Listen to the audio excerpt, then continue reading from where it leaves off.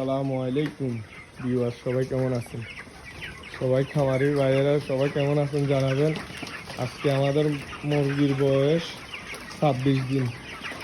আমাদের মুরগিতে রানীক্ষেত দেখা দিয়েছে। আমরা ডাক্তার কমল স্যারের কাছে দিয়ে ট্রিটমেন্ট চলে, আলহামদুলিল্লাহ এখন মরক সুস্থ আছে কিছুটা। আমাদের মুরগির জন্য আপনারা দোয়া করবেন, ইনশাল্লাহ যেন ভালো থাকে।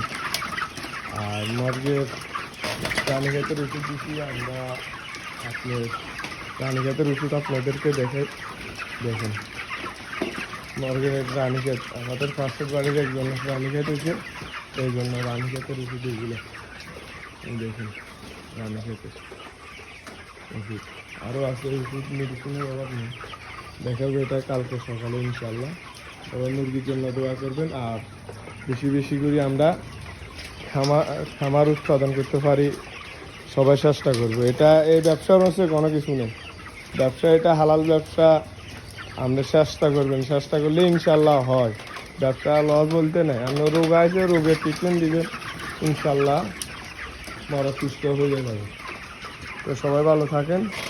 আসসালামু আলাইকুম।